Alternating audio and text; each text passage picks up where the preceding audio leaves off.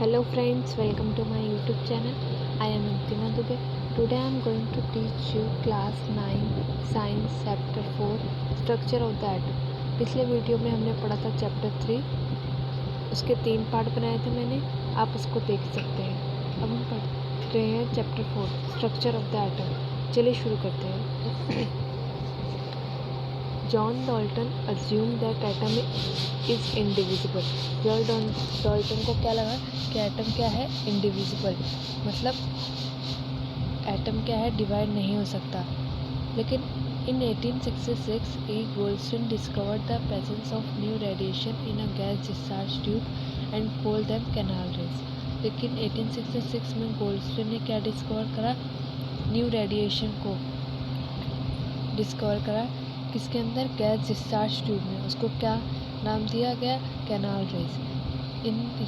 These rays were positively charged radiation which led to the discovery of subatomic particle called proton. ये race कैसी थी, positively charge radiation थी। इनको क्या नाम दिया गया, proton. In 1900 J.J. Thomson discovered the subatomic particle, the electron, with a negative charge. 1900 में J.J. थॉमसन ने क्या डिस्कवर करा, इलेक्ट्रॉन को, जो था negative charge. Difference in electron and proton. अब हम देखते हैं इलेक्ट्रॉन और प्रोटॉन में क्या डिफरेंस है। Its mass is negligible. Electron का मास क्या है, नेग्लिजिबल, मतलब ये बहुत है ही नहीं, मास इतना बहुत कम है, बहुत ज़्यादा कम। वैसे एटम जो छोटे होते हैं, अब उसमें से उसके सब एटॉमिक सब पार्टिकल्स निकल रहे हैं, तो वो और भी छोटे हैं।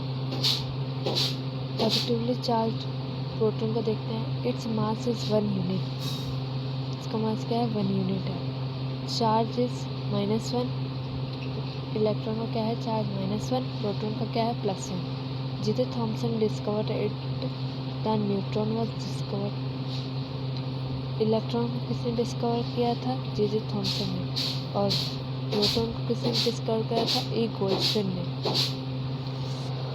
अब डिस्कवरी आई किसकी, न्यूट्रॉन की। The neutron was discovered by Chadwick. Neutron has no charge. Chadwick ने डिस्कवर किया था, न्यूट्रॉन के पास क्या था, कोई चार्ज नहीं था, लेकिन इसका मास किसके इक्वल था, प्रोटॉन के इक्वल था। अब स्ट्रक्चर होता है एटम, और बहुत सारे जो रदरफोर्ड्स हैं, थॉमसन्स मॉडल है, ये सब ने थ्योरी दी थी अपने उसकी। तो अब हम पहले पढ़ेंगे Thomson's model of an atom. इन्होंने बोला था कि in sphere of proton electron are distributed, positively charge equals to negative charge, atom is electrically neutral. इन्होंने बताया था कि एटम में जो पॉजिटिव चार्ज होते हैं और जो नेगेटिव चार्ज होते हैं, वो क्या होते हैं, इक्वल होते हैं। और एटम क्या होता है, इलेक्ट्रिकली न्यूट्रल होता है, क्योंकि पॉजिटिवली चार्ज और नेगेटिव चार्ज क्या इक्वल हैं, तो एटम क्या होगा, न्यूट्रल होगा। अब रदरफोर्ड ने क्या मॉडल दिया, alpha particle +2 charge and 4 mass. When fast moving alpha particles are bombarded on very thin gold foil, following observation were made. Most of the alpha particles passed straight through the gold foil. Some of the alpha particles were deflected by the foil by small angles. 1 out of 12,000 particles appeared to rebound. Rutherford ने क्या model दिया कि उन्होंने एक experiment करा। उन्होंने thin gold foil को लिया और उसके ऊपर क्या करा, अल्फ़ा पार्टिकल्स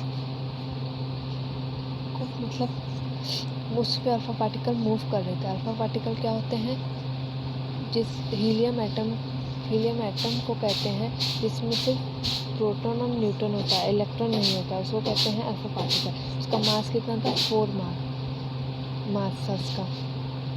जब ये गोल्ड फॉइल पर जब ये टकरा रहे थे, तो क्या इन्होंने ऑब्जर्व क्या हुआ, most of the alpha particle pass straight through the gold foil. ज़्यादातर जो अल्फा पार्टिकल थे वो स्ट्रेट लाइन में मतलब मूव कर रहे थे। Some of the alpha particle were deflected by the foil by small angles. Some of the alpha particle क्या थे, डिफ्लेक्ट हो रहे थे स्मॉल एंगल से। और 12,000 में से एक पार्टिकल क्या हुआ था, रिबाउंड हुआ था, मतलब दोबारा से आ रहा था।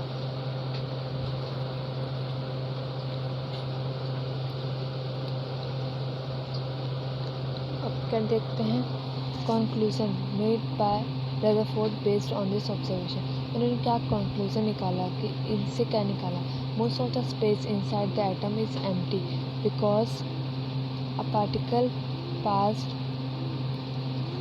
Through the gold foil. इन्होंने क्या निकाला कंक्लूजन, कि जैसे ये एटम है, इसमें ज़्यादातर क्या है, स्पेस खाली है, बिकॉज ऑफ पार्टिकल पास हुए गोल्ड फॉइल, स्पेस खाली है।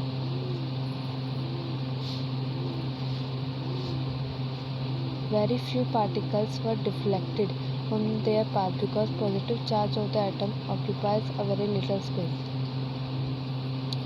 जैसे ये एटम है, इन्होंने बताया कि वे कुछ पार्टिकल्स है जो जैसे बता रहे हैं कि इस लोग ये सोच रहे हैं कि बीच में क्या है, बीच में मतलब बहुत थोड़ा क्या है, पॉजिटिव चार्ज है, जिसकी वजह से ये क्या हो रहे हैं, डिफ्लेक्ट हो रहे हैं।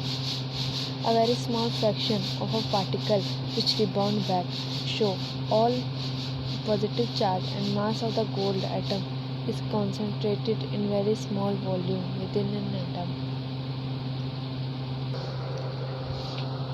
इन्होंने क्या बोला कि अ वेरी स्मॉल फ्रैक्शन, मतलब इतने सारे पार्टिकल्स में से कुछ पार्टिकल्स क्या हो रहे हैं, रिबाउंड हो रहे हैं।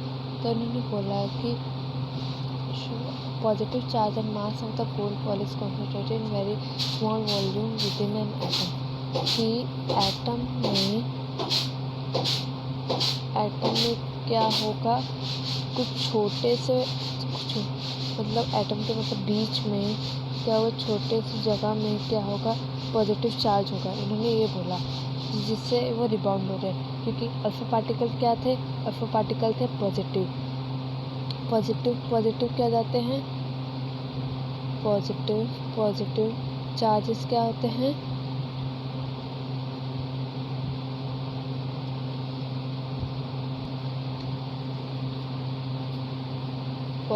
पॉजिटिव चार्जेस क्या होते हैं, दूर जाते हैं। अल्फा पार्टिकल भी पॉजिटिव था और अंदर का जो बीच में जो न्यूक्लियस था वो भी पॉजिटिव था, तो क्या होंगे, दूर जाएंगे। और नेगेटिव पॉजिटिव क्या होते हैं, अट्रैक्ट होते हैं। इन्होंने ये सोचा the radius of the nucleus calculated was 105 times less than the radius of the atom. जो रेडियस था न्यूक्लियस का वो क्या था, 105 टाइम लेस था, किससे, एटम के रेडियस से, इतना छोटा था।